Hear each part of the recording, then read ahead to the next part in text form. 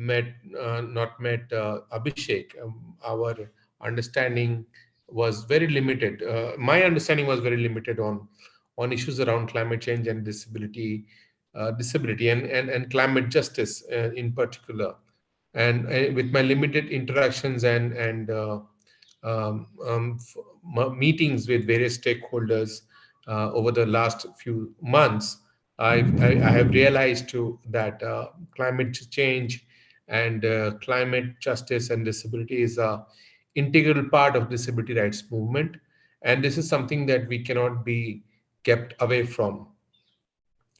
Disability in particular has a many intersectionality, and often we are not kept in the loop of the mainstream discourse, whether it is education, whether it is employment, whether it is livelihood, whether it is accessibility, health, and any other issue. And on top of it, when we speak, you see wherever you look around yourself, there is a challenge around climate justice, there is a challenge around climate change and disability. Um, and such an important issue. And if we do not keep disability in mind and plan, keeping in mind the needs of disabled people, we will have a similar situation of a COVID disaster, which pushed disabled people by 2 decades, and disability and people with disability remained an afterthought. And my gratitude to Abhishek and his colleague Kavya Purnima and Mahavir for and also Joe George for coming forward to talk about the challenges that we face, particularly in India, around climate change and disability. I think this is one of the first movers of this discourse in India, in particularly when we talk about disability and climate change, and this will go into record and history when we look at future of people with disability and climate justice. So I think this is very important, and that's how I have also been looking forward to this webinar to increase my understanding around the challenges we have, particularly when it comes to people with disability in India, and disability and climate change and climate justice in particular. I'm really looking forward to today's discussion, and looking forward to take forward whatever is the outcome of today's discussion, and take the voices of disabled people forward at a global level on behalf of all of us, particularly in leadership, particularly in leadership with Abhishek and Purnima. How can we make the voices of disabled people from India around climate justice and climate change to be heard globally? Because India is the most populous country in the world, and needless to say, it also holds the highest population of disabled people in the world. And these people with disability in our country cannot be an afterthought. We must be part of the mainstream discourse around climate change and climate justice. As I always say, nothing without us. Whether it is about disability or not, disabled people must be, it must be, included in all kind of discussions in any issues, whether it is around disability or without it. So, with these words, I would again like to congratulate Abhishek and Kavya for and to coming forward with this idea of organizing this webinar, and I look forward to participating in the discussions henceforth. Back to you, Abhishek. Thank you Yeah. so much. Thank you so much, sir. Thank you so much for echoing the voice of the millions and billions around the world of nothing without us, and how we are often, made to be an afterthought, be it disasters, be it climate change, be it biodiversity loss. And we will look today in our discussion how that is actually implemented or put in practice, that we are left behind in the most of the planetary crisis that is the world is facing, and despite being disproportionately impacted. So now I will give us brief introduction about this topic, so that then I can welcome Joe George, sir, to talk about his vast experiences and deal with how DIDRR is in practice in his a state of Kerala, as well as in experience around India and the world. To begin with, as we say, what is climate change? And to understand climate change, it is not simple like the disaster that we face, like the earthquake or the fire. It is basically something, a changes that is occurring in the span of 30 to 40 years. And that's why it is often ignored, or we're not, realization is not there that what is climate change or how it is affecting us. And to understand this very complex concept of climate change in a very simple way, there is a syndrome called boiling frog syndrome that I have screen shared infographic regarding that however one frog is going out of the hot water pan from that, but the another is feeling why you are jumping from it, it is not that hot. So Kim, let me give a brief about this syndrome. So basically the boiling frog syndrome is based on an urban legend describing a frog being slowly boiled alive. The premise is simple. If a frog is suddenly put into a pot of boiling water, it will jump out and save itself from the impending death. But if the frog is put in lukewarm water, with the temperature rising slowly, it will not perceive any danger to itself and will be cooked to death. The boiling frog को अगर मैं फिर अब इस syndrome को मैं अगर हिंदी में समझाऊं अपने जो हिंदी भाषी दर्शक हैं उनके लिए, तो जब हम एक ही बार में बहुत पानी गर्म कर देंगे तो जो फ्रॉग है वो तुरंत उसे कूद के बाहर चला जाएगा। लेकिन अगर हम धीरे धीरे उसको गर्म करते हैं तो वो उसी में रहते उसको अभ्यस्त हो जाएगा और फिर वो मर जाता है। और ये जो सिंड्रोम होता है ये क्लाइमेट चेंज को समझने के लिए बहुत ही एक इम्पॉर्टेंट चीज है, क्योंकि ये एक हमें रियलाइजेशन देता है कि कैसे क्लाइमेट चेंज जो 30 से 40 साल के एक डिकेडल चेंज होता है रादर देन कि मंथली या वीकली या ईयरली चेंज नहीं हो रहा है, तो बहुत बार हम इसके रियलाइजेशन में नहीं समझ पाते हैं कि ये हो क्या रहा है। जैसे सर ने बहुत अच्छा एग्जाम्पल दिया था कि कैसे कोविड आया और उससे सारे लोगों को इम्पैक्ट पड़ा और ज्यादा डिसअपॉर्चुनिटी इम्पैक्ट पड़ा कोविड का पर्सन विद डिसेबिलिटीज, जैसे दूसरे अन्य फलों कम्युनिटीज का भी, जैसे बच्चों पे या बुजुर्ग लोगों पे। लेकिन क्योंकि कोविड एक साथ आता है, 2019 में आया, सब लॉकडाउन हुआ, तो उसका फिर भी लोग उसको इमरजेंसी के रूप में देखते हैं। बल्कि क्लाइमेट चेंज क्योंकि ये 30 से 40 साल के फेज में होता है, तो लोग इसको एक इमरजेंसी के रूप में देखना भूल जाते हैं। अब मैं इसमें समझाऊंगा कि इसको क्यों लोग भूल जाते हैं, कि क्यों ये क्लाइमेट चेंज को एक इमरजेंसी के रूप में क्यों नहीं समझते हैं, जबकि अभी अंतर्राष्ट्रीय स्तर पे ये चर्चा हो रही है। यूएन जीए के जो प्रेसिडेंट है उन्होंने भी बोला है कि we are not in living the phase of global warming but global boiling.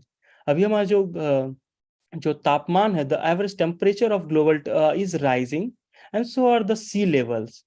So if you think this is normal, then it's probably because we are suffering from shifting baseline syndrome.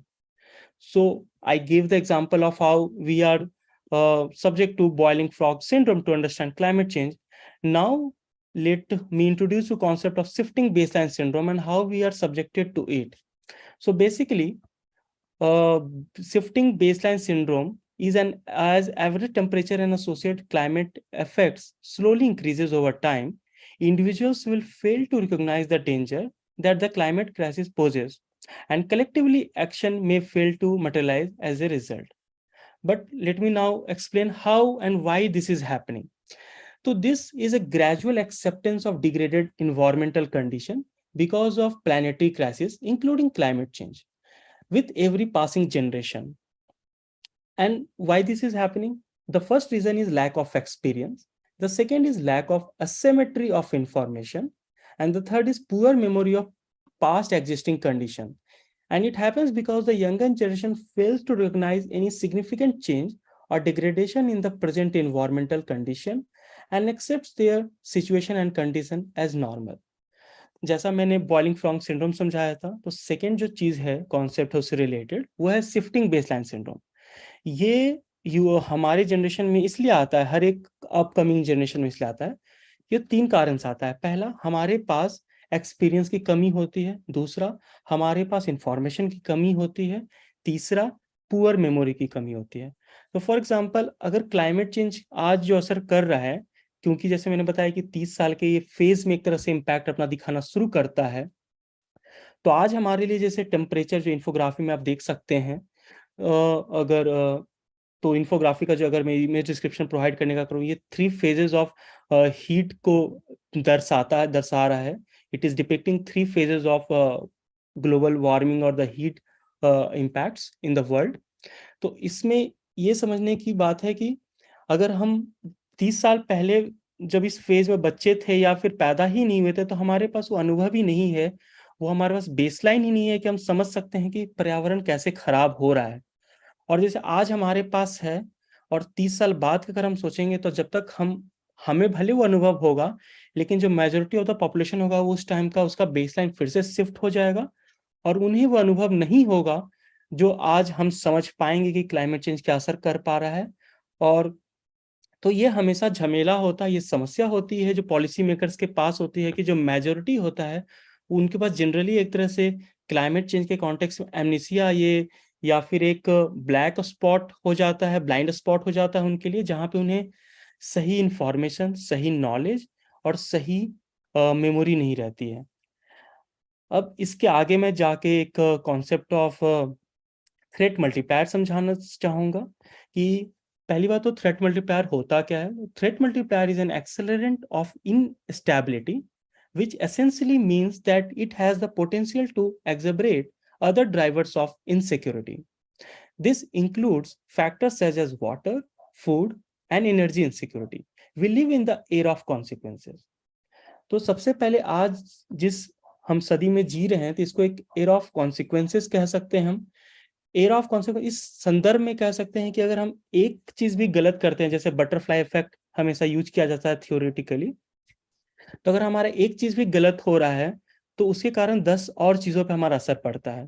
जैसे अभी Ukraine रसिया का युद्ध चल रहा है, तो उससे हमारा फूड इन्फ्लेशन भी असर पड़ेगा, उससे हमारा डेली जो बजट होता है वो भी असर पड़ेगा।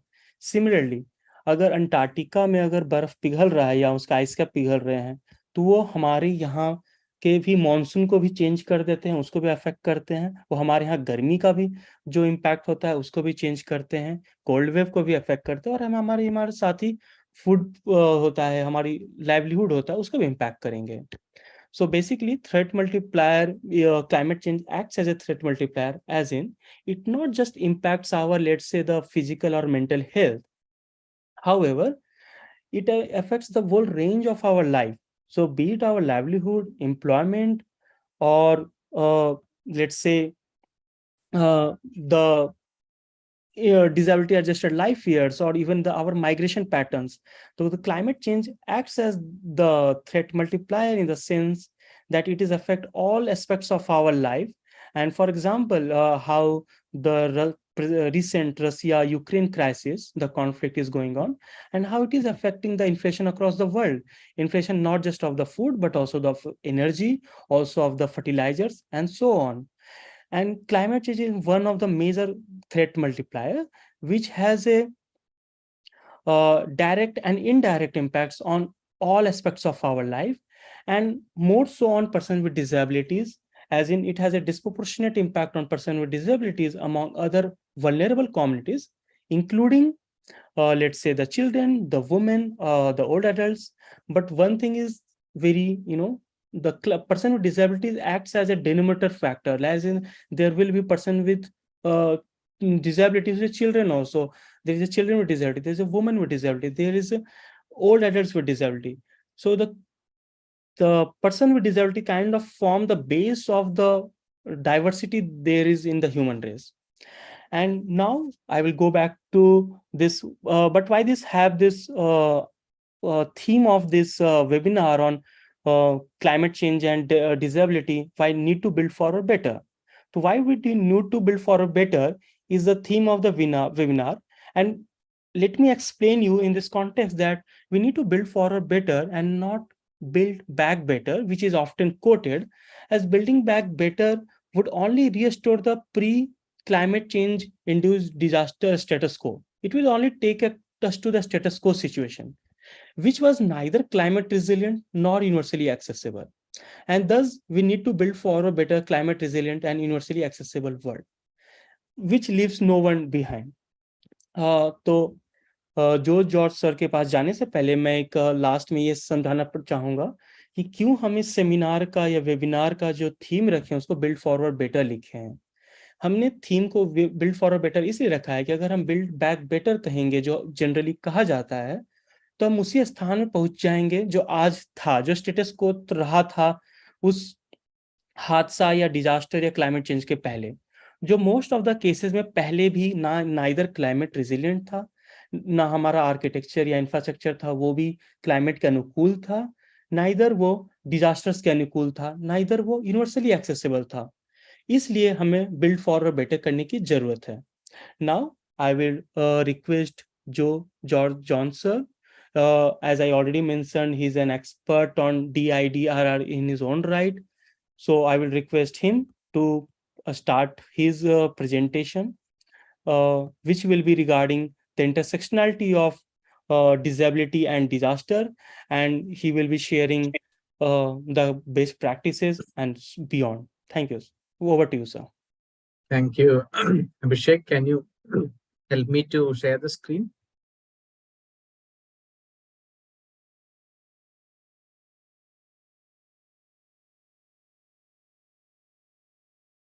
Okay, good evening, everyone. Thank you, Armanji and Abhishek, for organizing this webinar on a very critical topic, disability and climate change. So I would be talking as requested about our experience in the state of Kerala with respect to disability and disaster risk reduction, which we have been engaged in since 2015, almost 8 years now, that we have taken some pioneering efforts in the state to see that persons with disabilities are engaged and included actively in the planning and implementation of the disaster risk reduction programs in the state. So let me check. Yeah, thank you. So I have a small presentation which I would be using. And in between, I would be mostly referring to my experience in working in the state than talking about a theory or anything like that. So I would start with a small case study or a small experience shared by Mr. Mahesh. As you can see in the screen, this photograph. He is a visually impaired person from Trivandrum district, Kerala, which is the capital city. So he attended one of our trainings on disability inclusive disaster risk reduction sometime in 2019. So 2018, in fact. So Kerala experienced severe rains and floods in the year 2018, which many of you would be aware. And he was working in a district known as Wayanad, which is quite far from Trivandrum. And he was stuck in his house during the floods. So water was getting into his building and he was worried. And later he informed us, he was sharing his experience with me, and he informed me that since I was trained in this, survival skills, he particularly knew what he should be doing during a flood or a landslide. So he immediately called the district disaster management authority or the district emergency operations center, and he received, adequate help promptly. That is what he shared. So this is just one of the stories. We have, like Mahesh, we have trained around 3,000 persons with disabilities across the state over a period of 2 years in 2018 and 19. So I will take you through our experience in this. Prior to that, I just wanted to highlight some of the speaking numbers which gives us the gravity of the issue of climate change, which is affecting each of us. Of course, as been repeatedly told, persons with disabilities are disproportionately affected. We generally say that climate change affects everyone. However, we see that elderly, persons with disabilities, children, transgenders, they get affected disproportionately. From the most latest report, World Disaster Report, published by the Red Cross Society, 2022, mentions about 10 countries which are where the people are most affected, and one of it is India. We also found that we can also see from the same report that out of the 10 countries, India has a maximum number of fatalities, maximum number of deaths, which is around 4,743. The period is 2021. And in the same report, we also see that the total number of disasters and types of disasters from 2020 to 2021, we see there is an increase of the total number of disasters, 433 to 529, out of which 338 disasters are climate related. So which are climate related disasters? Can someone answer? We can make it little interactive. If you don't mind, you can chat also. So what are climate related disasters? Anyone would like to? I'm sure you all are experts in this. Yeah. So floods, then lightning, Heat. all these are, yeah, heat waves, correct. We saw the hottest year and hottest month, July, in India. So heat waves. So climate related disasters are increasing. That's what this report says. So which tells us how we should be, how well we should be prepared. And also there is this national level report of the India Meteorological Department, IMD, which mentions about 2,227 extreme weather events, which killed 2,227 people in India.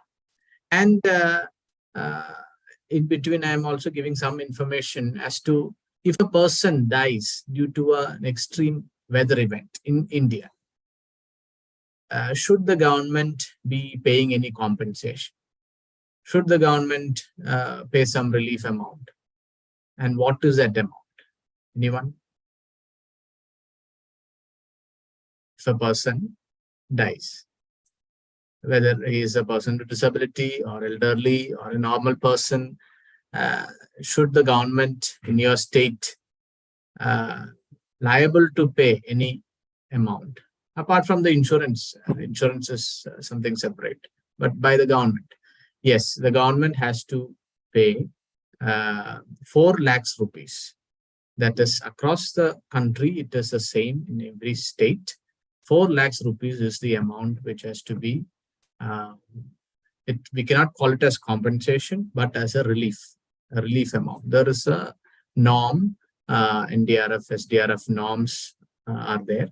And which the norm mentions each and every damage which is caused to the human property, like a land or a road or a school or agriculture, crops and all that. So the government of India has done that, and at the state level, if the state has the capacity to compensate more, they can do that through their funding mechanism like CMDRF and so on.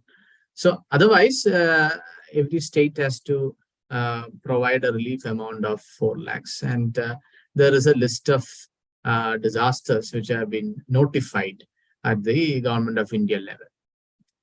Just to give an example, that lightning is not a hazard which has been notified at the national level, but in some of the states like Kerala, the states have done it as a state level or state specific disaster with the provisions of the Disaster Management Act of 2005. So this is just to give an kind of an information with respect to the financial side of it, or the burden to the governments which can come during climate change extreme events.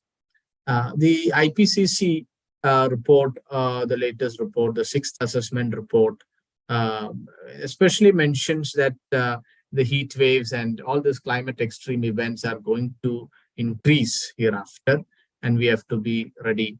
And it specifically mentions that the existing inequalities would be increased due to all these climate change events. We also can see from the WHO report that the climate change and health. Should I wait for the interpreter? Or is it okay if I continue? Yes, sir. Please continue, sir. Yeah, thank you. So WHO mentions that between 2013 and 2050, climate change is expected to cause approximately 250,000 additional deaths per year from malnutrition, malaria, diarrhea, and heat stress.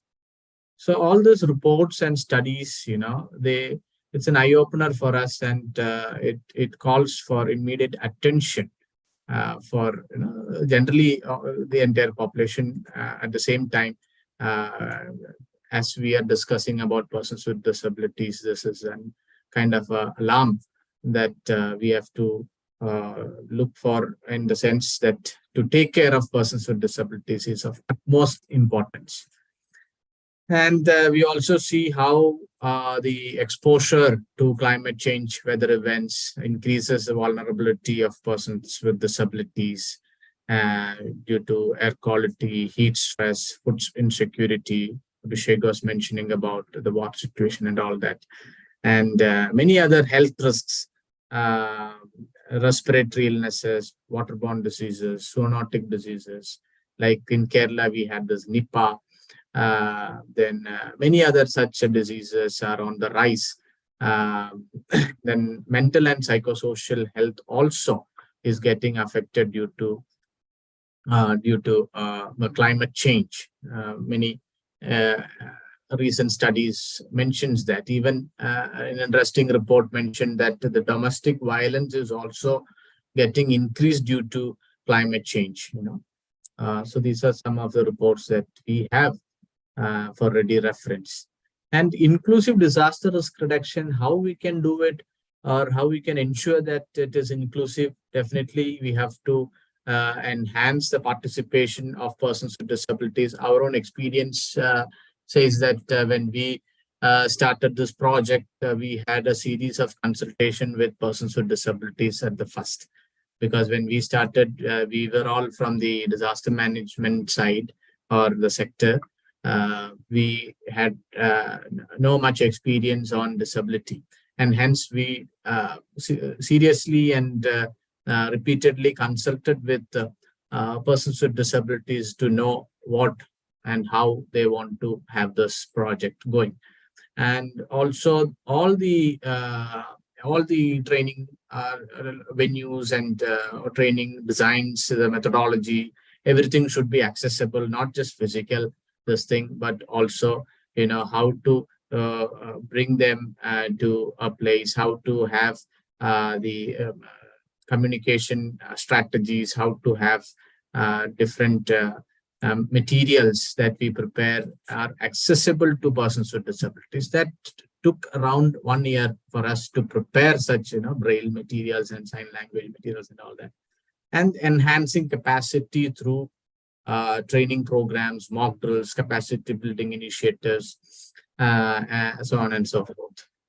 The Sendai framework, which is considered to be the 15-year framework on disaster risk reduction, also mentions about persons with disabilities and including them in disaster risk reduction activities.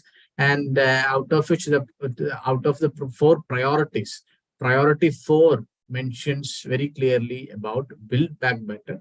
Definitely, as Abhishek was also mentioning, it is not just building back to the earlier position, but building forward better, giving a better opportunity in case if they are affected by a disaster, how to build a better space, better place, better position after in case if they face a disaster. In the recently held G20, if you would have noticed, the Disaster Risk Reduction Working Group was a new working group to the credit of Indian presidency.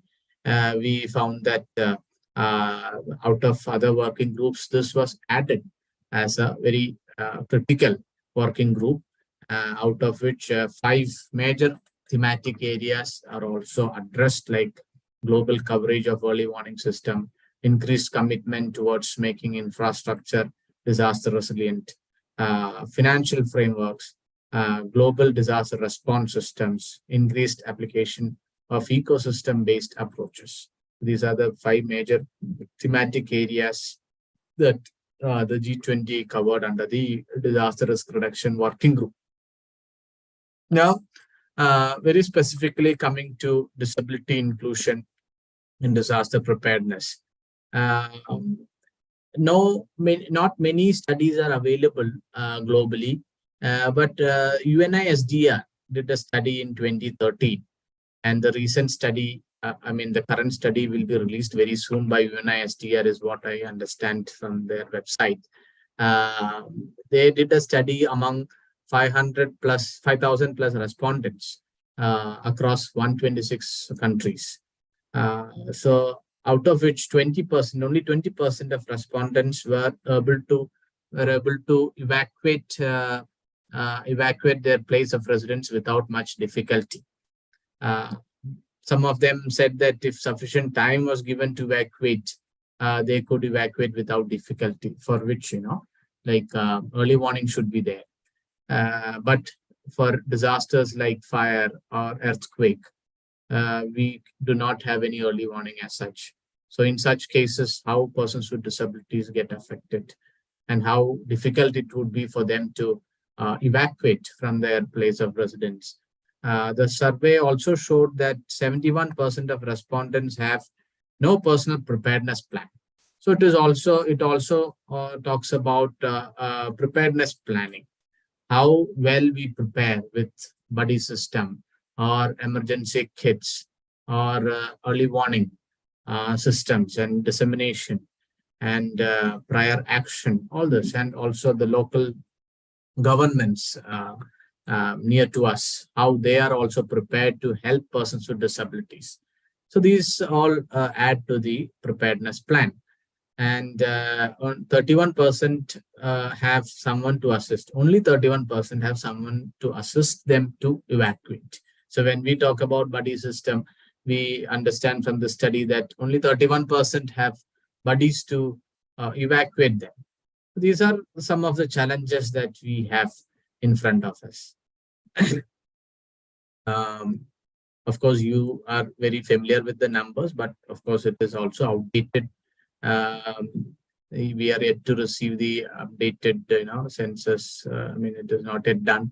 So we do not really know how many persons with disabilities are there exactly in our communities, which is also a challenge. In Kerala, we did a first of its kind in the country household census in the year 2015 by the Social Justice Department.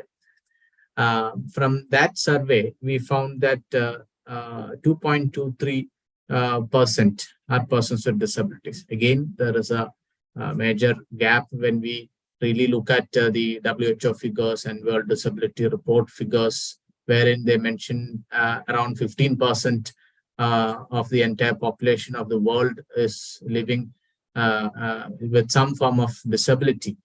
Whereas in India, as well as in most of the states, are less than 3 or 2, like that.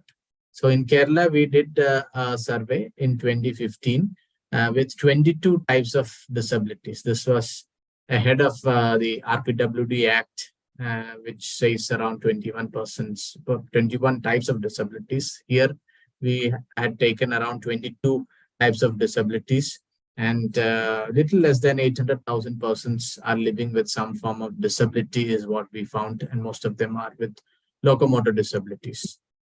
In the key principles, of inclusive disaster risk reduction, FEMA. FEMA is the Federal Emergency Management Agency of the US government. They say about fundamental integration, whole community approach, nothing about us without us, sustainability and universal accessibility as the 4 key principles of inclusive disaster risk reduction. Just refer to that. That's all. And coming to our project experience in the state of Kerala, as I mentioned, we started in the year 2015. We aimed at empowering persons with disabilities to prepare for different hazards. As you know, Kerala is a coastal state. We have 9 districts in the coast. We also have the eastern side of it, where we have Western Ghats and we have frequent landslides. So sandwiched between these two, geographical scenarios, we have quite a number of natural hazards, mainly attributing to climate change. And hence, we thought it is necessary to have this project for the persons with disabilities. And we conducted various training of trainers program in the year 2016 and 2017. We trained persons with disabilities across the state after preparing the materials in Braille, in sign language, in DAISY format, and all that. So this is a overview of the project. The first phase was from 2016 to 2022. Now we are looking at scaling it up and also providing some value addition to the already done project.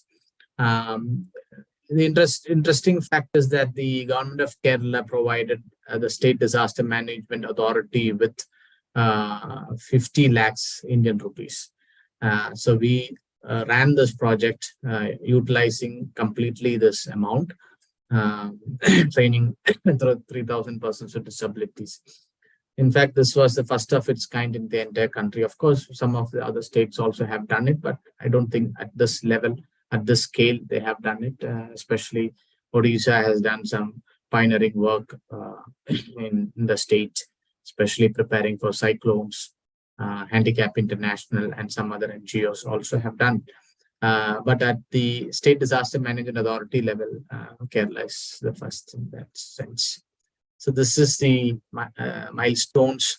As I said, we took around 1 year to prepare these materials. We were new to it, so we had to refer to persons with disabilities, especially for proofreading Braille materials and sign language materials. We engaged the National Institute of Speech and Hearing, their students who are themselves persons with disabilities. So, collating all this information and materials, it took some time. And in between the trainings, we also had floods, which gave a setback to the implementation of the training. And also COVID. So during COVID time, 2022, 21, during those, lockdown time and all that, we started, or we ran a video call toll-free number facility for using WhatsApp platform, because governments across the country, we said that you call this number. So persons with disabilities who cannot, speak, how difficult it would be for them to express their, difficulties or challenges. So we thought about it, and we started a WhatsApp facility with the National Institute of Speech and Hearing. We received around 400 calls on our WhatsApp platform, which had a sign language interpreter 24/7. Majority of the calls came in requesting for hearing aids and replacing of batteries, especially when their batteries ran off, drained off, and they wanted a replacement, and shops were closed and vehicles were not available to go. So we we facilitated through some volunteers free of cost delivery of batteries, repairing of hearing aids, so on and so forth. So it was a great relief. Even some of the people who were in the rural locations in the state, we also had provided them with food, and provisions at their doorstep. So these were some of the activities which we did. And currently we are almost in the finish of a MOOC online course for the first responders. Again, it's first of its kind in the country, wherein sign language, functional sign language is being trained to persons, the first responders like police, like fire personnel, like volunteers. We have developed a vocabulary of around 500 words in ISL. This will soon be online, so that persons with disabilities can be at relief when they are in some trouble, when they are in some disasters, wherein now the fire personnel can come and communicate with them in sign language. This is our dream. So this will come through in a few months from now. I also would like to highlight the 2018 floods and the impact on persons with disabilities. We did a post-disaster needs assessment led by UN and the government, and we found that 8,600 persons with disabilities got affected due to the floods, and 40,000. Just see the number: 40,000 assistive devices were damaged or lost due to floods. And the Social Justice Department facilitated replacement and repairing of these assistive devices with crowdsourcing funding and all that, mobilizing from private players and all that. However, it got affected, the life of persons with disabilities got affected, and 300 plus houses of persons with disabilities were also damaged. Just recollect the norms that I talked about in the beginning. So the norms does not speak in particular about persons with disabilities. For example, a person with disability loses his life, or a person with disability lost his mother or father. In no such case there is an additional grant provided for persons with disabilities. It is the same for everyone. So that is also a challenge, wherein person with disability might need some extra money while they build forward. When we talk about build forward, it is also about money that they have in their pocket, so that they construct their house friendly to persons with disabilities, with ramp, or toilets being friendly to them and all that. So these extra fittings will need little extra money, but that is not provided as such. So State of Kerala provided some financial assistance out of the state's budget, which I will explain.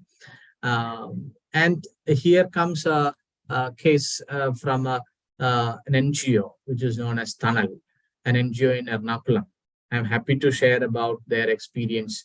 The Thanal team had attended our TOT 3 days training in 2016, and they were very fascinated about this concept. And thereafter, in every hazard, or in every disaster, or in COVID also, they developed, or they mobilized a team of nurses and volunteers, and they supported only persons with disabilities and elderly. As you can see on the Jeep, they have this social media kind of advertisement also, asking those persons with disabilities and elderly to call them, and they will rescue only persons with disabilities and elderly.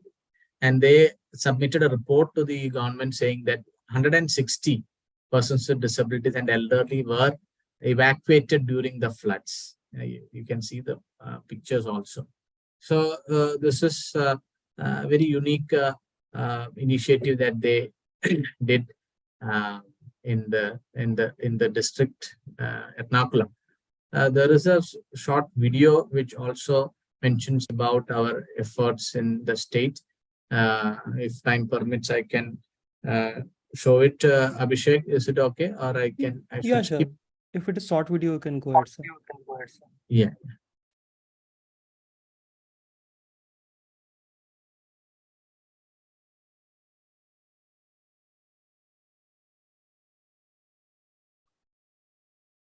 In the eyes of the world, Kerala, the southernmost part of the Indian peninsula, has always been a green paradise, widely known as God's own country.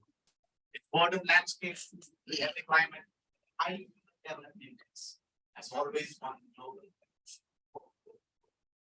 It was always just green paradise that nature unleashes the phenomenon landslides in August 2018.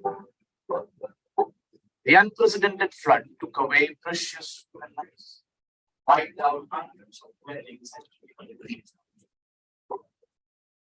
Disasters affect everyone, but those with disabilities the most.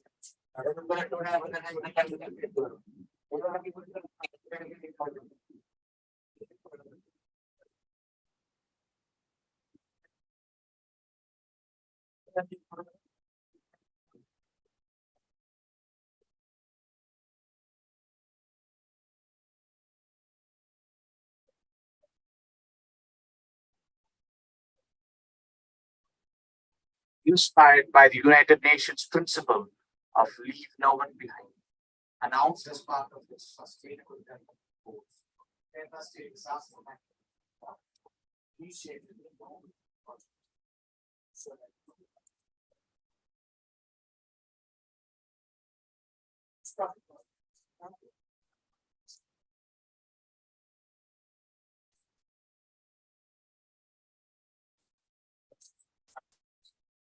project was officially launched.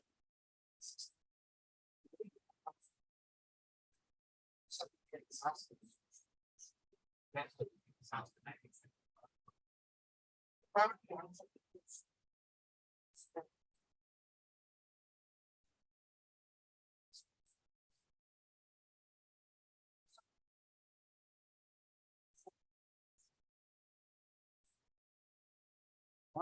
Messages are now being provided in audio format.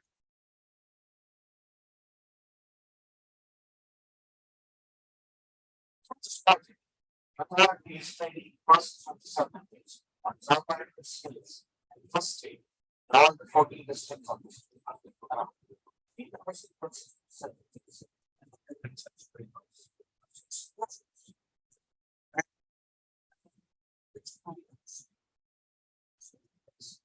Vital information on cost of measures.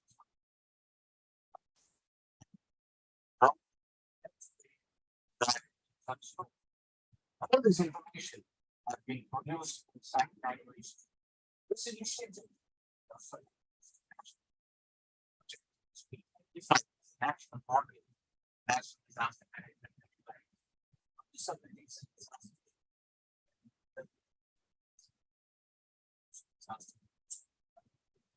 Handbook materials and other information and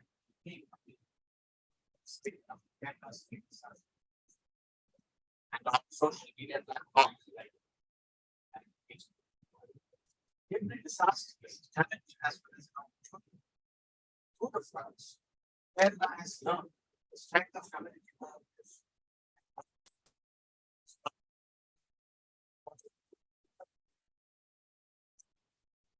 NGO in Ernakulam district conducted specialized rescue for people with special needs. Not that they were motivated and they to carry out the specialized evacuation capacity building programs organized by the government. There was no question for this. The untiring efforts of the government of Kerala have made Kerala confident of transforming itself into a safer and more inclusive state. No one behind.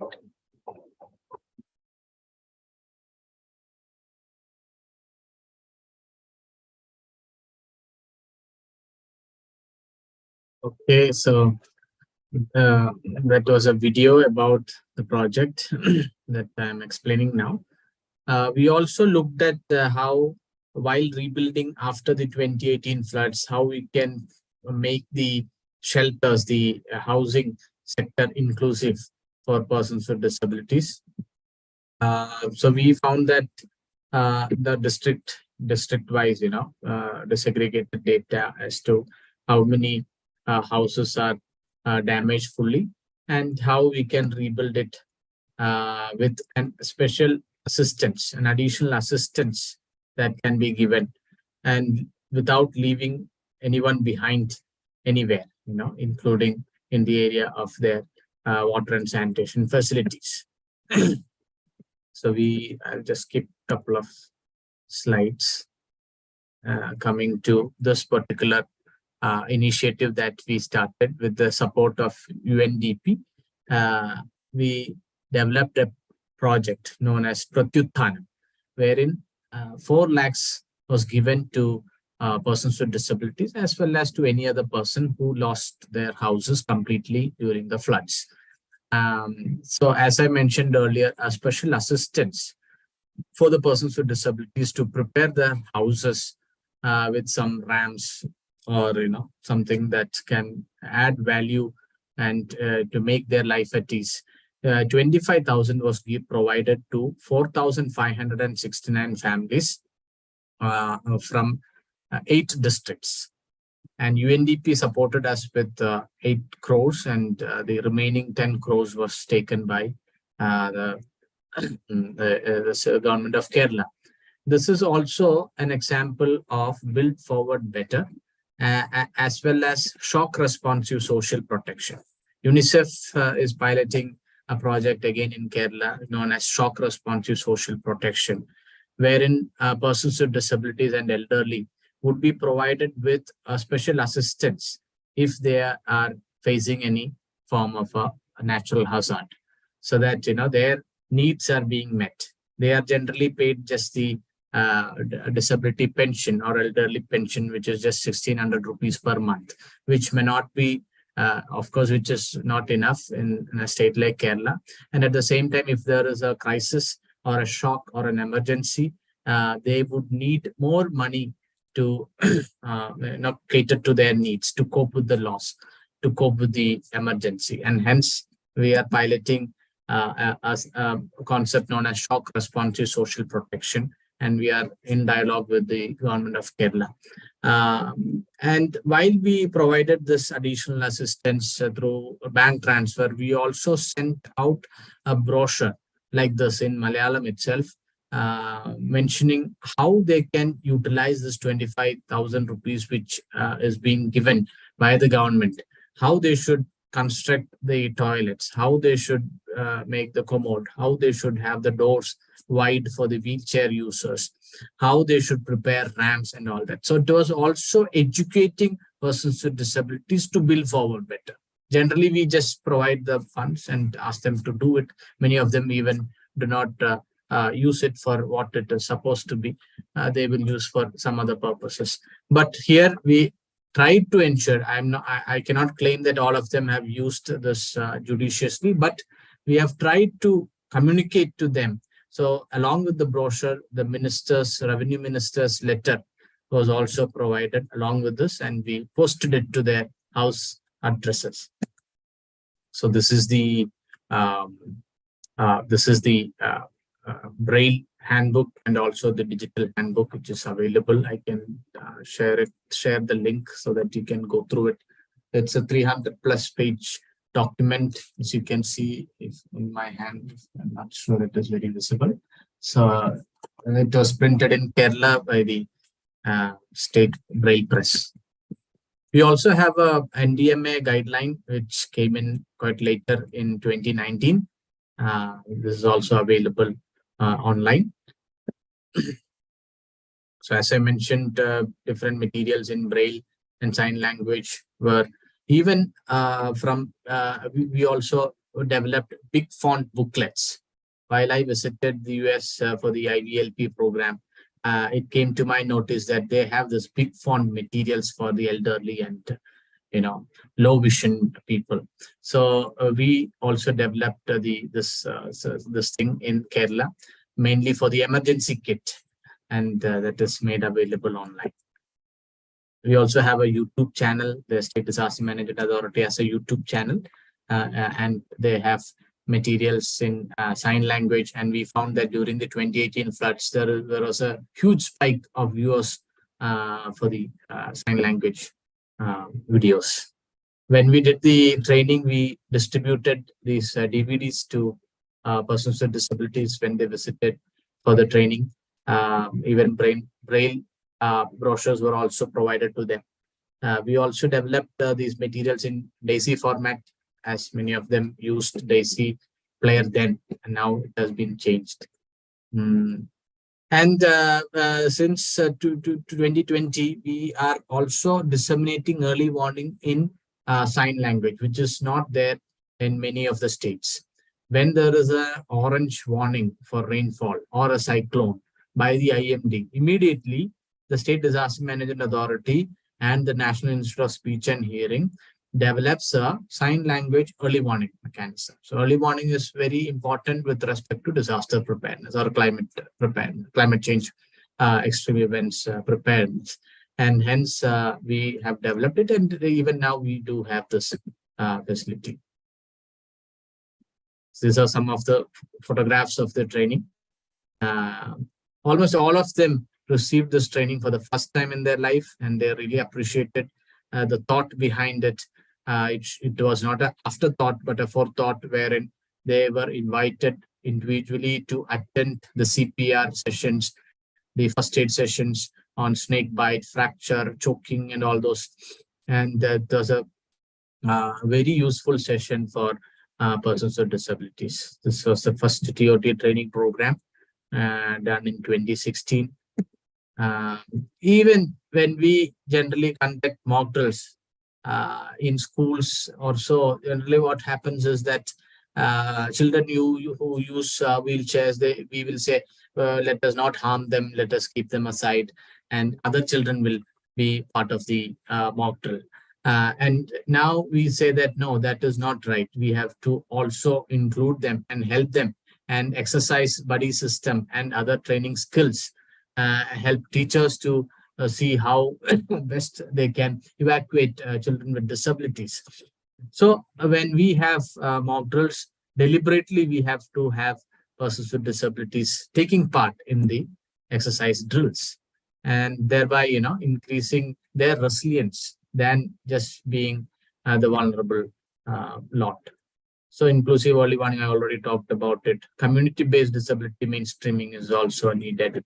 And also looking at where they are residing in a particular locality. For example, in Kerala, we have the local panchayats who have the details of the persons with disabilities, especially for pension-related needs. So the local panchayats will know where they are. And many a times when the first responders come from different parts of the country, like NDRF coming from Delhi or Arakonam in Tamil Nadu, they may not be aware where the person with disability or the elderly reside, or a bedridden person reside. And hence we have not done, but we are thinking about how the persons with disabilities can be geotagged. So when there is an emergency, they can be evacuated immediately, and have a prioritization as to who should be evacuated first, using various technology like this. As you can see, it's a small video, lack of time, I'm not showing it. And also the first responders also should be trained on how persons with disability should be evacuated. For example, a person with a wheelchair, and if his house or her house is flooded, how they should evacuate. Should they take the wheelchair along with the person, or should they take wheelchair separately, or shouldn't they take the wheelchair or use something? So these are some of the practical issues dealt by the first responders. So definitely the assistive devices should go along with the persons with disability. So how best they can evacuate persons with disabilities. We have already developed a handbook on that, which is going to be released next week in Kerala, which would be used by the first responders with all the skills as to how they can do no harm principle without harming them, how they can as this is the last slide. As I mentioned, geotagging of houses, relief camps to be disability friendly. Again, even in Kerala, many of the camps are not disability friendly, especially toilets. How best we can integrate all those facilities in our, many of the camps are run in schools, lack of funds and facilities, all these are challenges. Early warning systems should be, housing schemes to be barrier free. Training on universal designs should be there. In planning and implementation processes, active engagement of persons with disabilities should be there. Sign language training for the first responders again. So these two main projects are in the pipeline. One is sign language training for the first responders, and training for the first responders on rescuing and evacuating persons with disabilities. These two are almost, getting finalized. So Abhishek, over to you. Thank you Yeah, for this time. thank you so much, If sir. I've taken more time, please excuse me.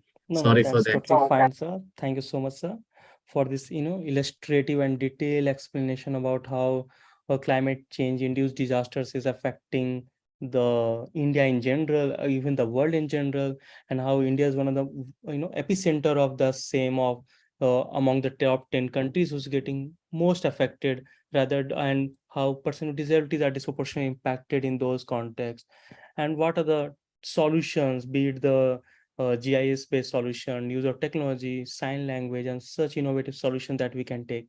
And thanks for also me referring that G20 DRR working group. I would also like to share that how in that working group, uh, uh, we have submitted our proposal and recommendations, and they have incorporated the DRR working committee that they will look into, or they will one of the priorities is to have disability disaggregated data for early warning system and evacuation and preparedness at the stages of pre-disaster, during disaster, and post-disasters. So thank you so much for sharing.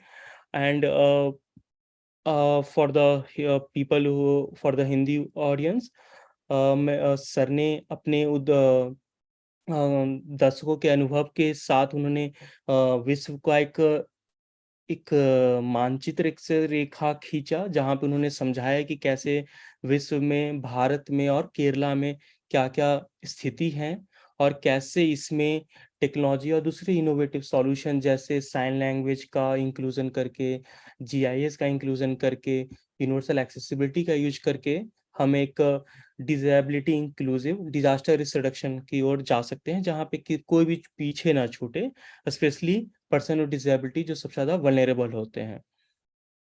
साथ ही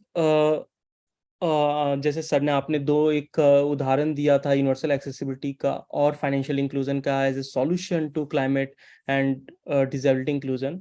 So I'm great to share that two of the colleagues from NCBT Javed, the fellow on disability, architect Kavya and Kumar Mahavir, they are respectively working in those arena as only, be it the universal accessibility or be it the financial inclusion of person with disabilities.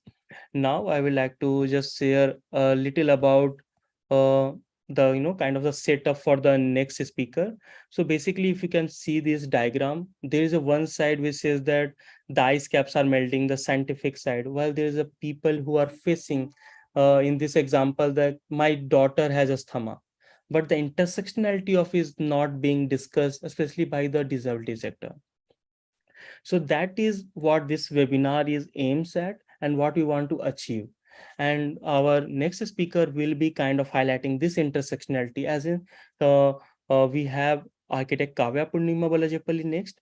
As I already mentioned, she's an architect and she's Javed Adib Fellow on Disability, working on universal accessibility. She's from Visakhapatnam, India. And she's the founder and curator of Purnamidam and IH Warriors India. Before we go to her and see this, how this intersectionality plays, which even through many case studies and best practices Joe sir explained. I will like to show this image. This is an image from US 2003-4-5 during the Katrina hurricane, wherein in a hospital almost 30% with disability died because the campus was not universally accessible. So with this pretext, I would request architect Kavya to come and share her lived experience as well as some solution from as her perspective as an architect. Thank you. Over to you, Kavya. Thank you, Abhishek. Namaskaram, everyone. Just confirming whether my video is on or not. No, it's okay if we are anyway pinned to Yes, the we can see you presentation now. as well as the Right. Thank you. Namaskaram, everyone. I would like to thank NCPDP and the Sangyan for organizing this webinar and making me a part of this conversation. Today, I will be talking about my lived experiences with climate anxiety as a woman with disability living in a coastal region of Andhra Pradesh, India. And I will be also sharing my recommendations towards the end as an architect, right? So to begin with, is my slide visible? Are you presenting, Abhishek? yes, I am presenting. Right, thank you. So to begin with, let me give you a snapshot of what is my disability.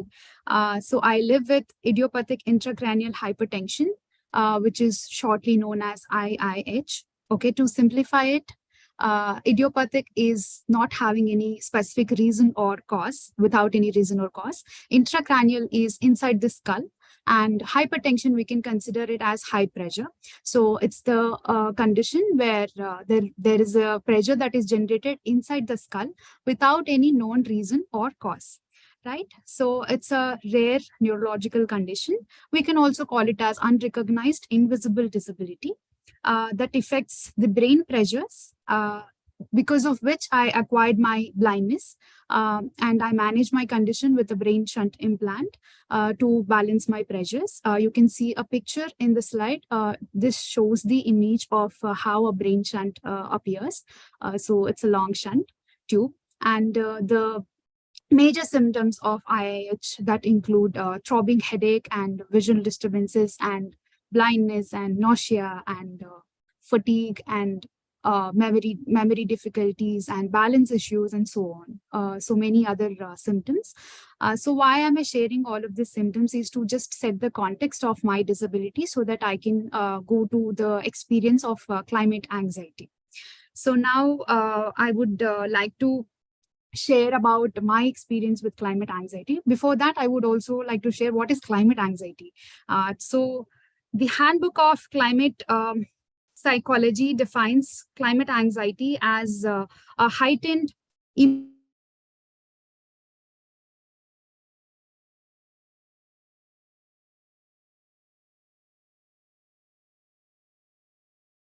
Hello, Kavya, you are not audible. Hello. Yeah, please go ahead. Please go ahead. Right. So the Handbook of Climate Psychology defines climate anxiety as heightened emotional, mental, or somatic distress in response to dangerous changes in the climate system. Climate anxiety can lead to symptoms such as panic attacks, loss of appetite, irritability, weakness, and sleeplessness. So this is a basic idea of how climate anxiety affects a person. And when it comes to a person with disability and living with comorbidities, how it affects in my case is that extreme weather events, usually extreme weather events disturbs my brain pressures. Maybe I can share some of the examples. Extreme weather events that includes in my region specifically the cyclones, the unseasonal rainfall, and urban flooding, I would say. So these result in the climate anxiety in my condition that concerns me to my disaster preparedness and early warning system and accessible action plan for my like to navigate myself. In this regard, I would like to share that there is still lack in working towards the inclusion, as Jojot sir has already mentioned about a few very important points. So here I would also like to quote this: capability deprived life to disability worsens with the climate anxiety. So here, why am I quoting this? Just to add to what Jojot sir said, some of the areas where the work has to be done is on the disability sensitive disaster risk reduction SOPs, which are specifically to persons with disabilities, like because each disability acts differently and has different requirements. So in this regard, sir has mentioned about no harm principle, like do no harm principle. So this is a great way to incorporate these SOPs, and also to highlight what he have told about the community-based approach. Governmental agencies, right from the national to local level, the communication systems must be available in accessible formats, including the regional and local dialects and languages that we speak. So this is accessibility is not just limited to we are providing the accessible infra or the digital formats. It should be also inclusive of the languages that we speak. So in these lines, the absence of climate sensitive architecture increases vulnerability and the cost of living, including heating and cooling facilities, and the healthcare expenses and so on, putting vulnerable communities on a higher risk. From this, I would like to share the architecture point of view, as I mentioned about climate sensitive architecture. My recommendations in these lines would be ensuring climate resilient, accessible architecture by adopting contemporary vernacular architecture methods in design and planning, which are incorporated with universal design principles to cater the vulnerability of humankind and nature. So to elaborate whatever I just said, let's cut into pieces and simplify. So first, let us understand what is climate responsive building. Climate responsive building reflects the weather conditions in the precise areas where the building is constructed. The design utilizes the data in the region's weather patterns and accounts for factors like seasonality, intensity of the sun, wind, rainfall, and the humidity. So by this, we understood what is climate responsive building.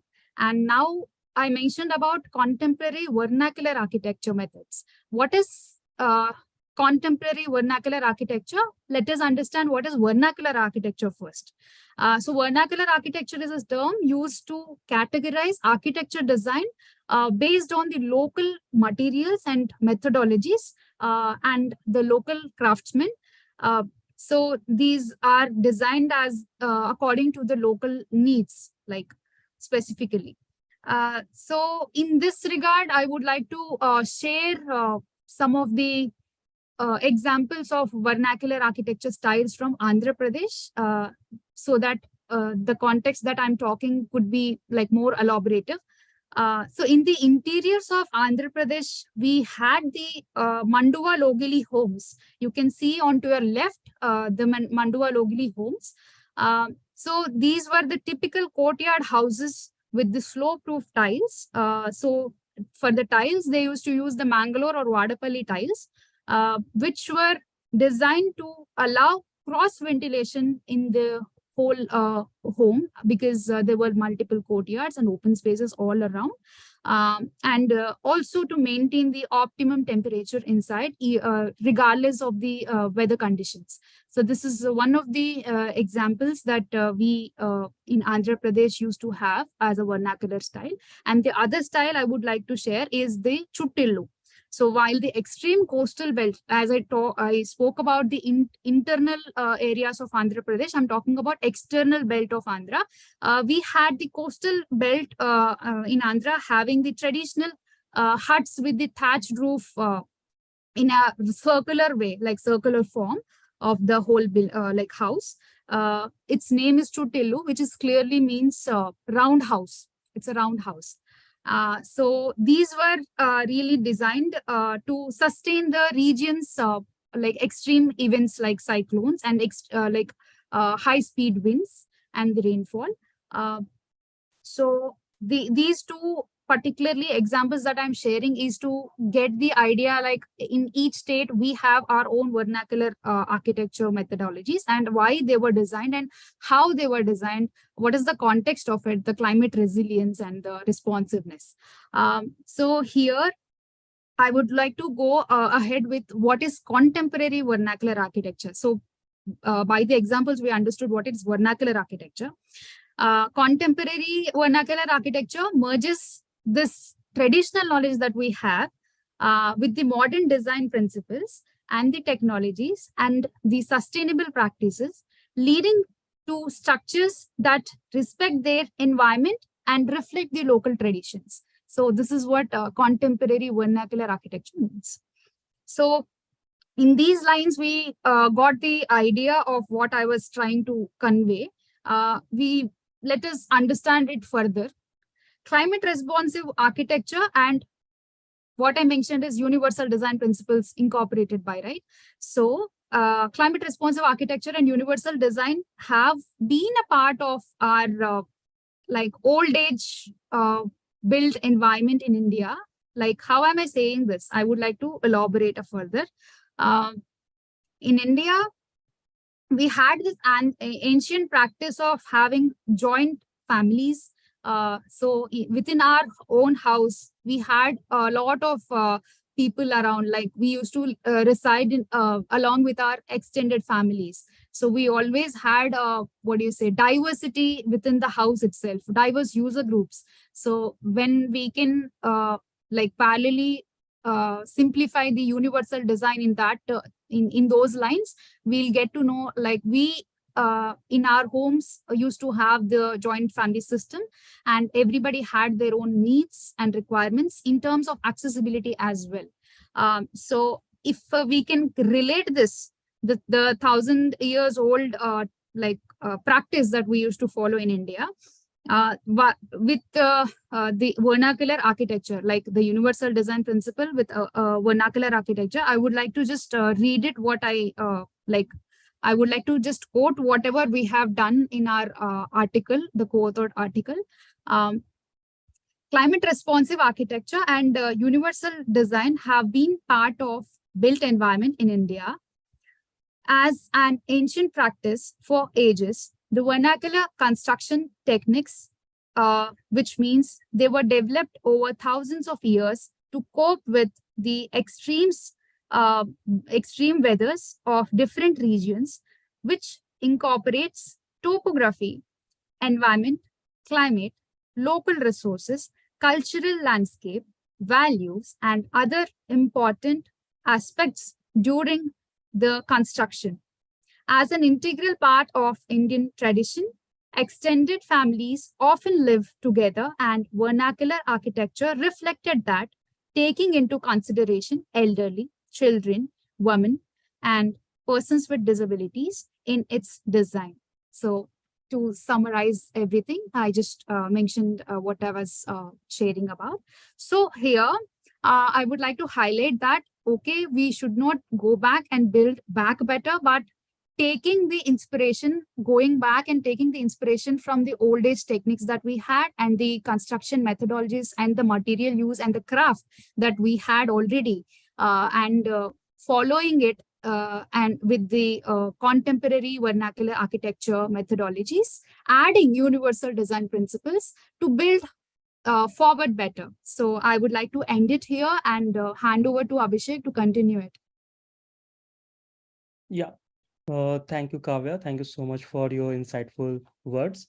For the people, Hindi users, Kavya, architect Kavya ने अपने निजी अनुभव को समझाया कि वो एक IAS person होने के नाते उन पे क्लाइमेट एंग्जाइटी और दूसरे पहलुओं में कैसा इम्पैक्ट हो रहा है उसके उनके जीवन पे।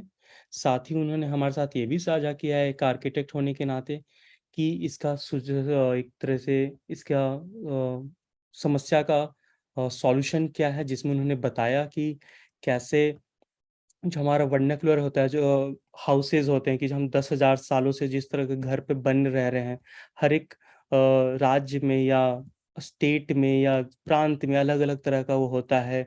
जैसे नॉर्थ ईस्ट में हम बैम्बू का देखते हैं, या फिर हिमालयन रेंज में हम देखते हैं कि जो अर्थक्वेक प्रोन ज़्यादा होते हैं, या फिर केरला या कोस्टल बेल्ट में देखेंगे कि वो कैसे साइक्लोन के लिए ज़्यादा अडेप्टिव बनाए जाते हैं। तो उनका उदाहरण दिया और उन्होंने बताया कि कैसे इसको यूनिवर्सल एक्सेसिबिलिटी और डिजाइन से अगर हम लोग इंटीग्रेट करके बना सकते हैं कि सबके लिए सुगमता पहुंचाने का एक और क्लाइमेट रिजिलिएंट इंफ्रास्ट्रक्चर का एक बहुत ही सुगम्य और सुलभ एक अच्छा माध्यम बनेगा।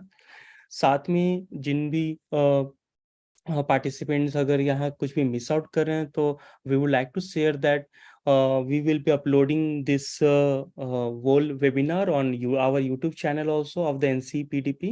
So, and which will be shared across the social media and the groups. So if you have missed out on anything, you can always go back to that. Now, I will coming back to this picture and going forward from here.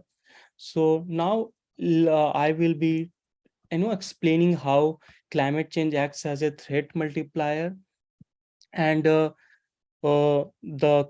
concept I already explained, but now I will explain in detail why this disproportionate impact come when we are talking about person with disabilities. And for that, I'm showing this uh, infographic where there are things called code red for humanity. So basically, as per UN, person with disabilities are most vulnerable, as well as other humans are. It is a poses an existential crisis for us, and that's why it amounts to be called as a code red for humanity. And when the IPCC report came, it was very much the evidence has become so overwhelming that we started calling it the era of consequences, where one thing having its impact on all aspects of our life.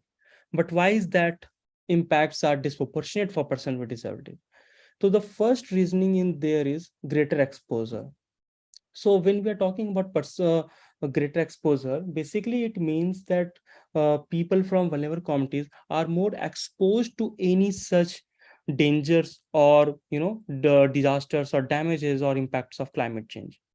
It's the people from vulnerable communities who lives in the, let's say, the slum or tins kind of houses, or who are migrant workers, who are working in the construction sector, who are the laborers, menial laborers, who are working in the agricultural fields. And that's why they are exposed more compared to anybody who is, let's say, doing a white collar job. And that's why uh, they are having greater exposure. The second factor of their increased vulnerability is higher sensitivity. So if a normal person without any disabilities having issues at 40 degrees Celsius of, let's say, heat wave, let's say person with MS whose symptoms flares up because of the heat wave, or including even the October heat, they may be facing the same challenges at the 35 degrees Celsius. And that's why it is high sensitivity, because something, let's say a cyclone is maybe normal for a person without disabilities, and it will be a very big challenge, like as architect Kavya mentioned. And that's why there is a higher sensitivity. And the third is lower ability.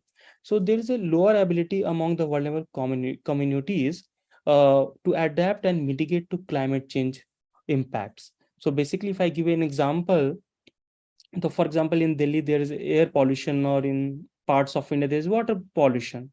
So persons who have the income and have the abilities or the capabilities, they can afford to have air purifiers or water purifiers. But for vulnerable communities who are often also the socioeconomically backward communities, they don't have that ability to, take the, let's say, the air condition, which may be luxury a decade or 2 decades earlier, and is now becoming in a kind of necessity because of the unmeasurable heat wave. And also the judge, as the judge also sir said, that how this year July had the highest, was the warmest month ever recorded. Even the September has broke such records, and those records are of 1.5 century, 1.5 century, like that. And these three elements, the greater exposure, higher sensitivity, and lower ability, when we factor in all this and integrate, it becomes a function of vulnerability. And that's why the person with disabilities, among other vulnerable communities, are more vulnerable, and that's why they are having disproportionate impact. And when we are talking about disproportionate impact, in 2019, when uh, UN Human Rights Commission passed a UN resolution, which for the first time figured out, or put in on record, that how climate change has a disproportionate impact on person with disabilities, and it passed a resolution asking for a special rapporteur and a committee which will do an analysis of it to prepare a report on this. And when in 2020, when the report came, it figured out 6 major themes where person with disabilities were, disproportionately impacted by climate change. By now, in my research and using the other researches that came in last 1.5 years, be it IPCC report, be it by the government's standing committee report of Parliament of India, bit that reports of many other think tanks, and even the Niti Aayog report. Let's say just some time back, Niti Aayog came its report on, uh, national index on poverty. Even those had 12 factors where they took about, let's say, the health context, the education, and everything, but they didn't consider the, climate or disaster context for measuring out poverty, and how poverty or the loss and damage because of climate change and disability, sort of disasters and climate change, is affecting the person with disabilities.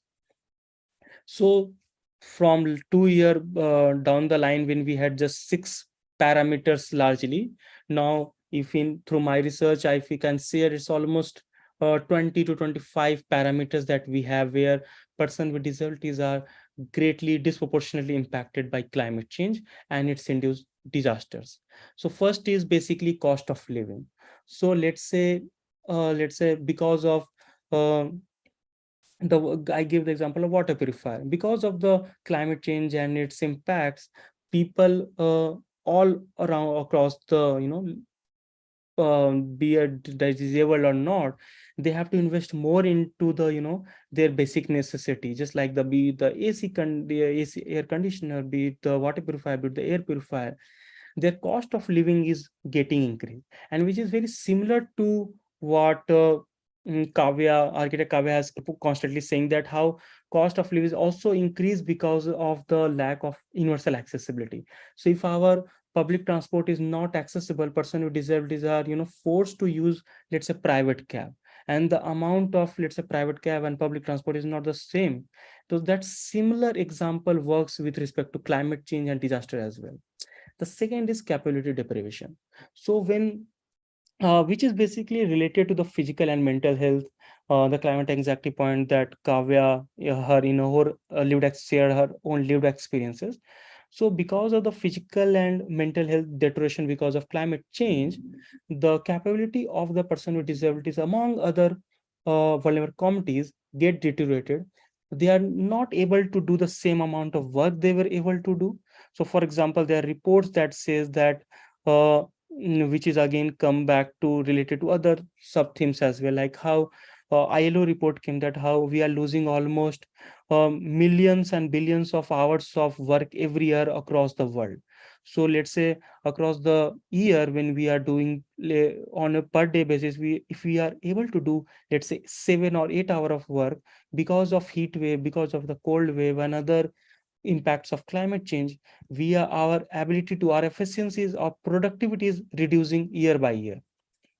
Now coming to the third point, how and I in the beginning also I gave the how it is everything is related, interrelated. There's a kind of web of climate change.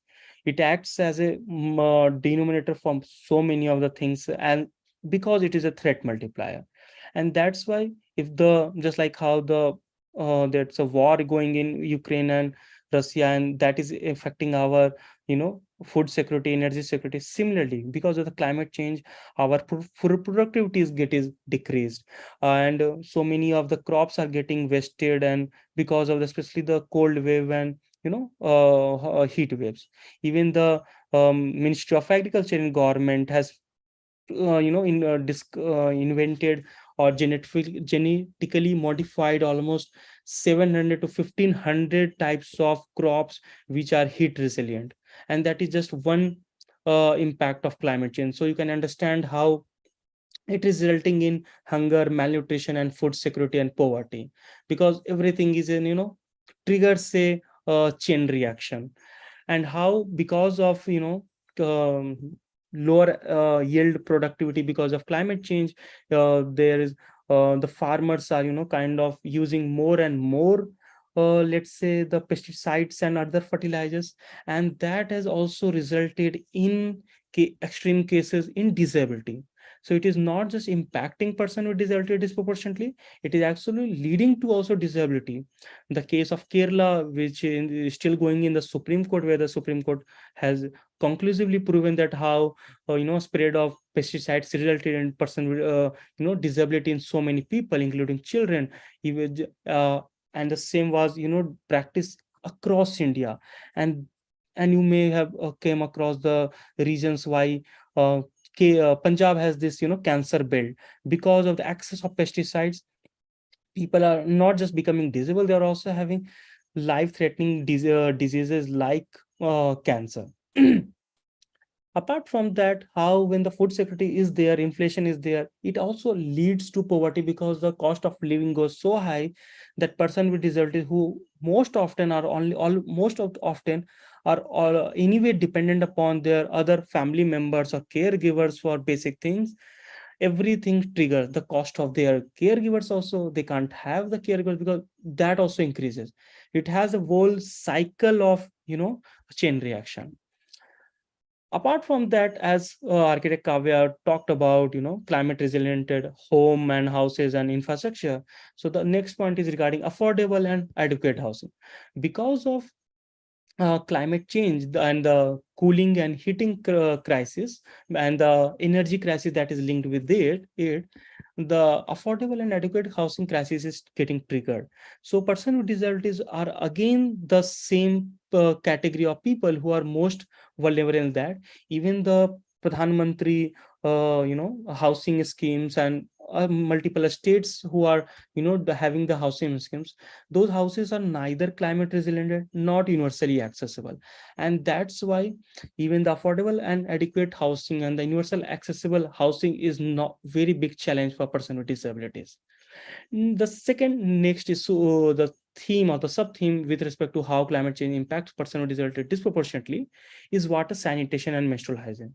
So in that context, I will give you one case study from Maharashtra. There is a thing called the concept called water wives.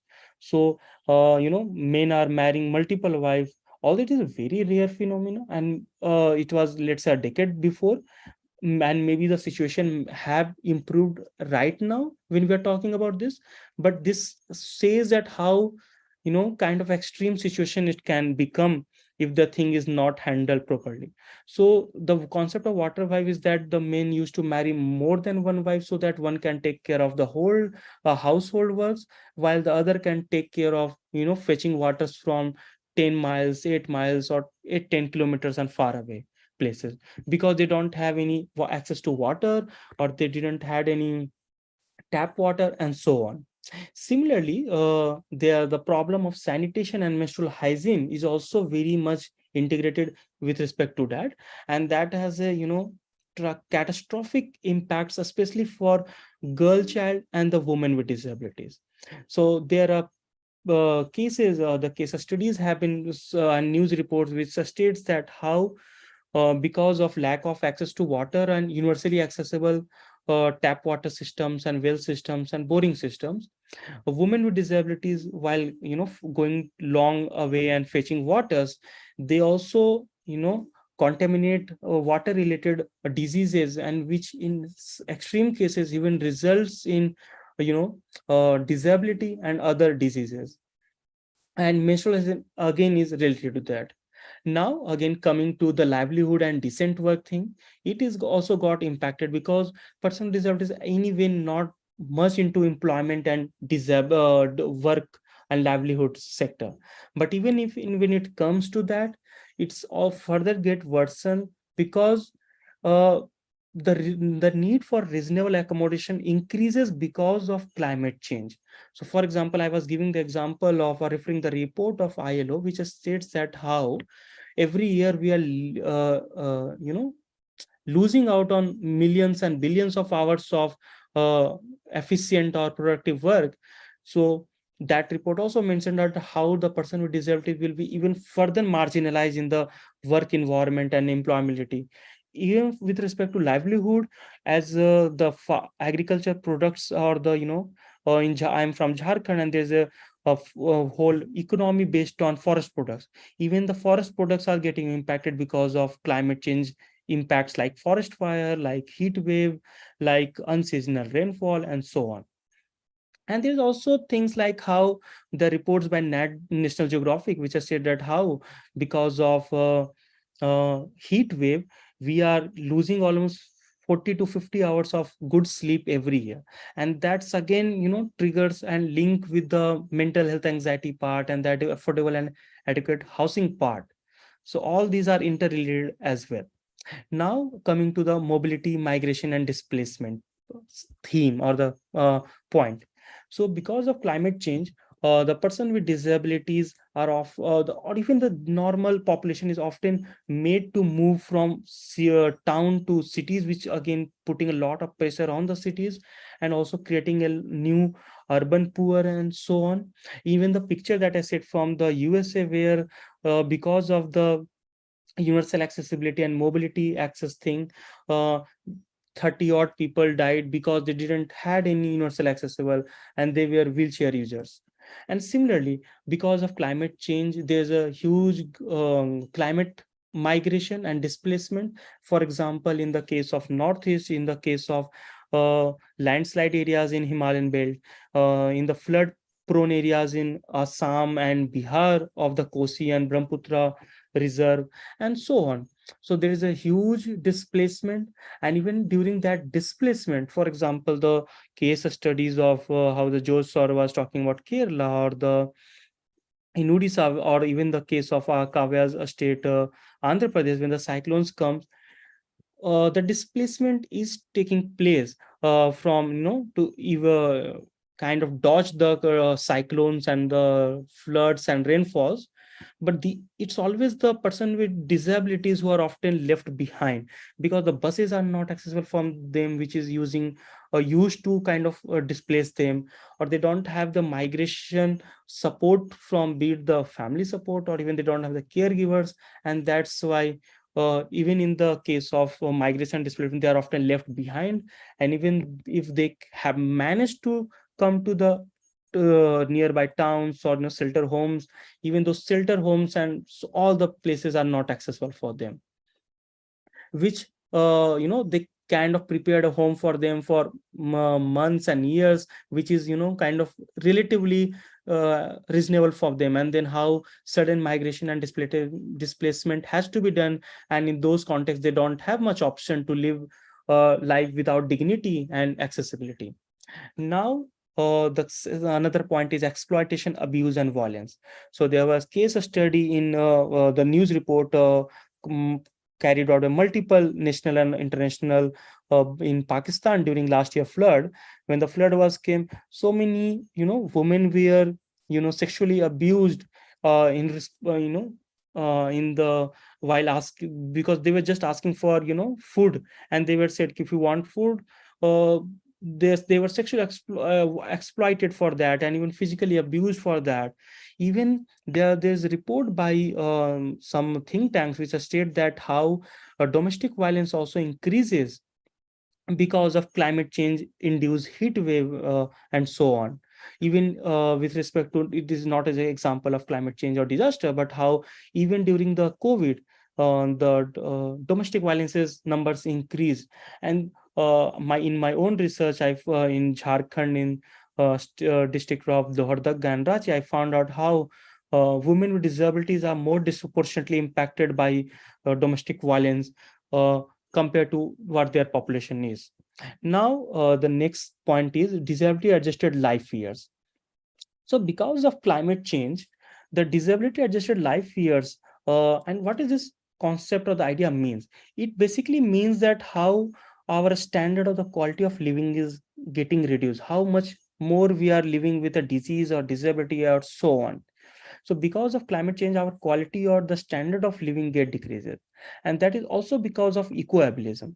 So we know the basics of ableism, but with respect to ecoableism, it basically means when we are trying to protect environment, but we are not keeping along the person with disabilities in our journey. So for example, there are people who can't, who have the gripping or the holding problem, but we have this thing called, no use single plastic, which is a very good idea with a very good intention, but when you're not including everything, it actually impacts counterproductive at times.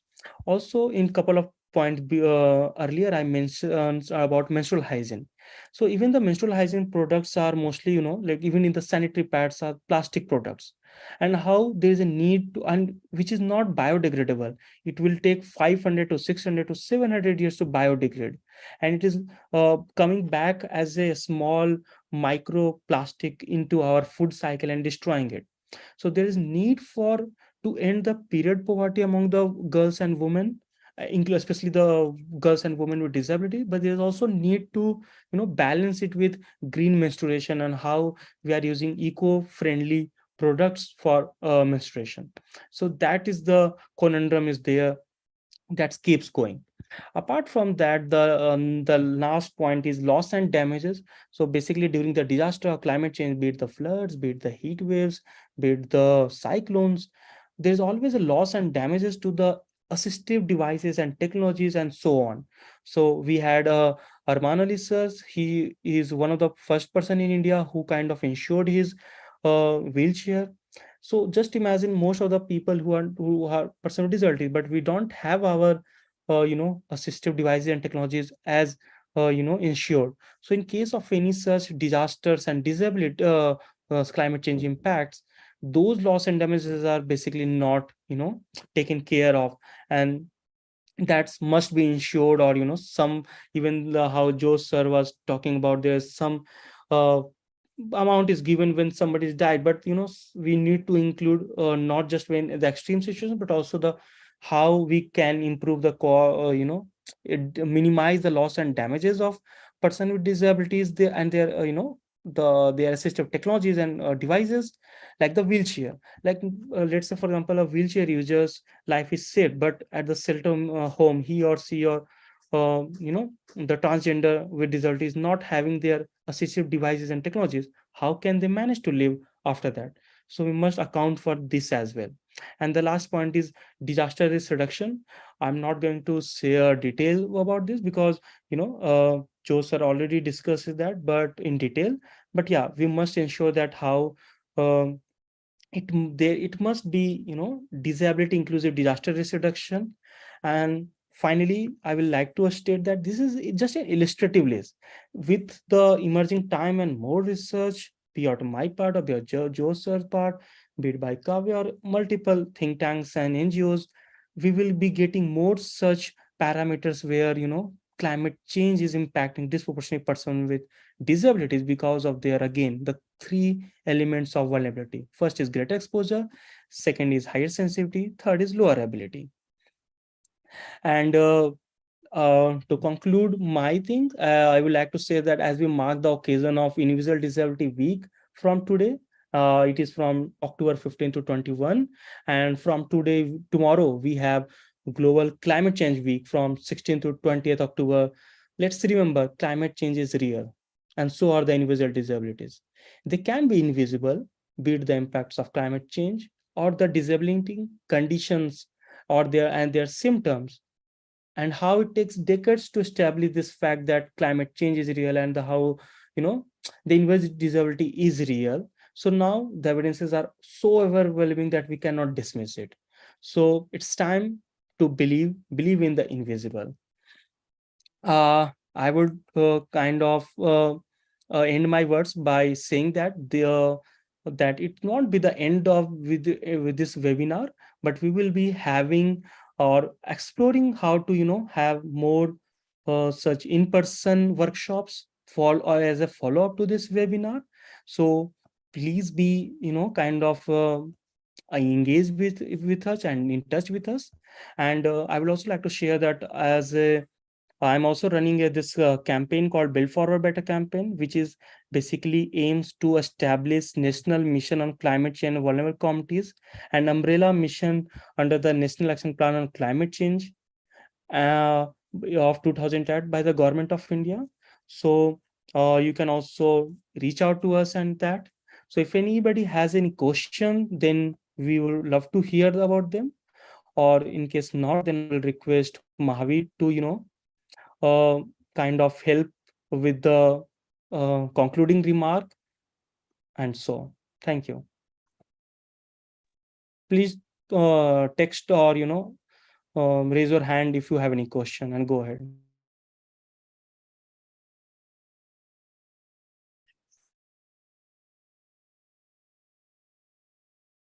Hello, am I audible? Yeah, please introduce and then ask a question. Yeah, myself Manish Kumar. I'm pursuing my master's in public policy in IIT Delhi. So I have a question regarding the discussion. Hello. Yeah, please go ahead. Yeah. So actually, my point of discussion is is there any impact of Able India framework that is for the better accessibility and inclusion of PWDs in reducing the effect of climate change on PWDs? I didn't understand your question. Can you please read out? If any other Yeah. speaker has understood, they can please feel free to answer. Yeah. I have already mentioned, put that in the chat as well, and I would repeat it if required. Yes, please go ahead. Yeah. So my point of discussion is there any impact of Able India framework on reducing the effect of climate change on PWDs?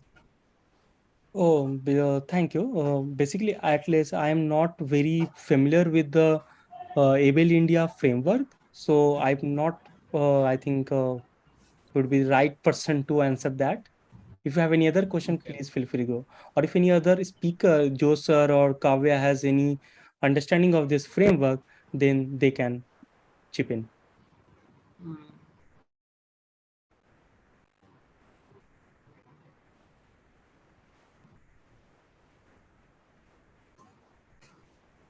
Anybody else? If you have any question?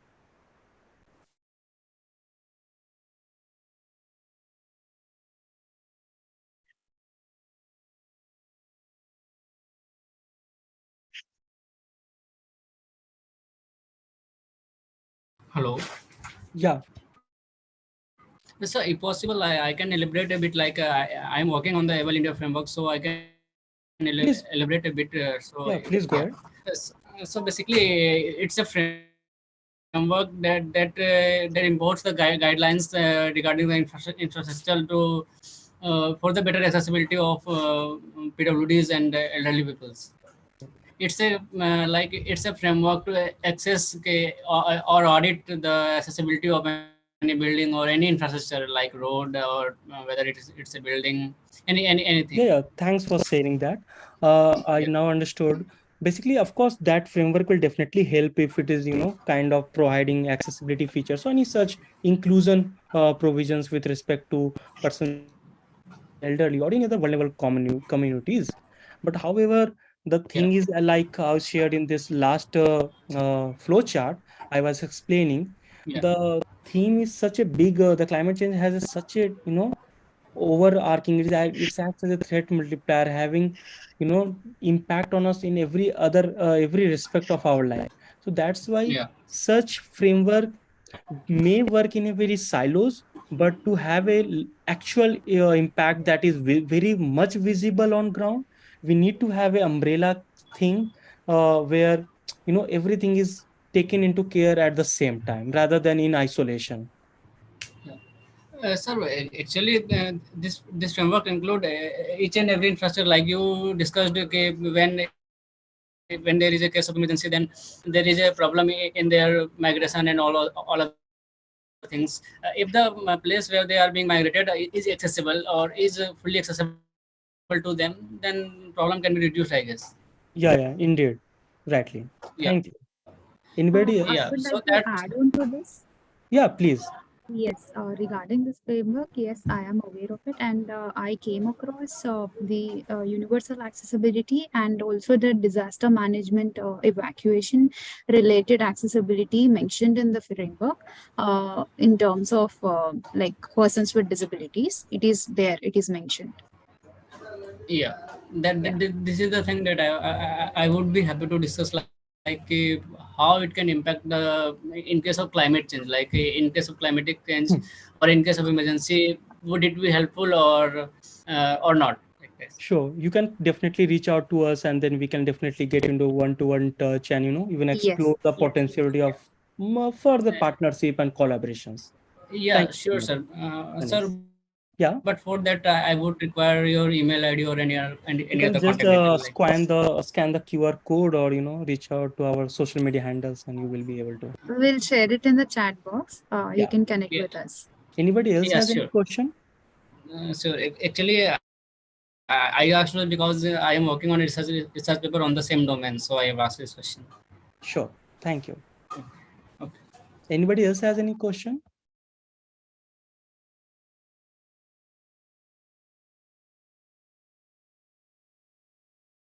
If not, as we already kind of passed 6 and out of our time, so then I would request Mahavir to kind of conclude this webinar with his closing remarks. Yeah, thank you, Abhishek. Am I audible?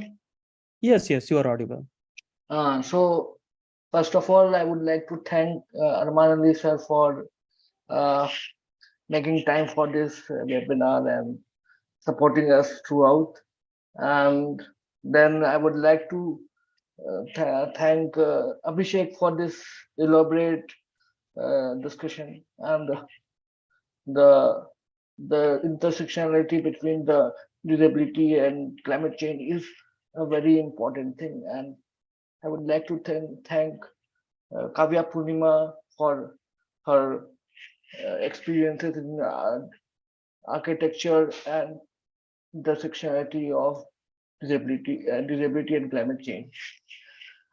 And coming from coming to my topic, I am also working on the UDID and financial inclusion of person with disability. And when we talk about the data aspect of disability, the UDID was supposed to collect a lot of data for persons with disabilities, whether whether it was from a socio-economic perspective or whether it was from the various needs perspective.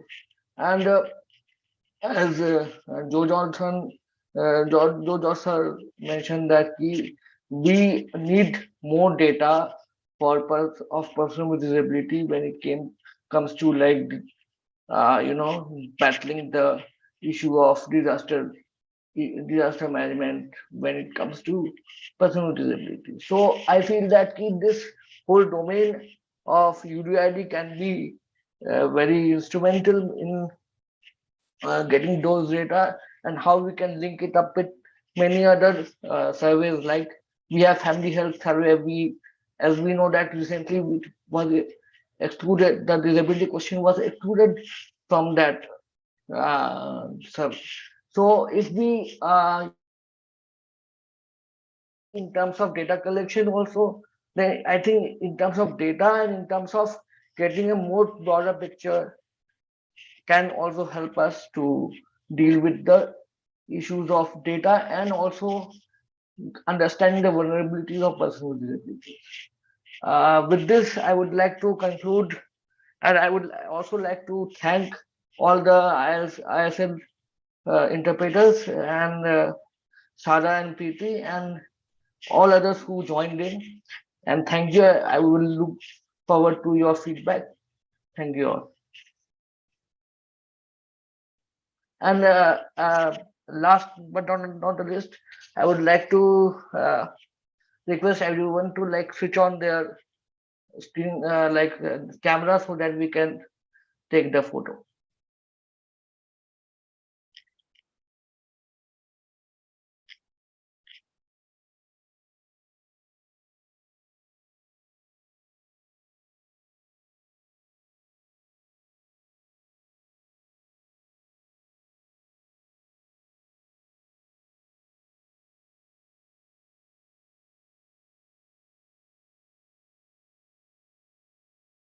Thank you. Thank you, everyone.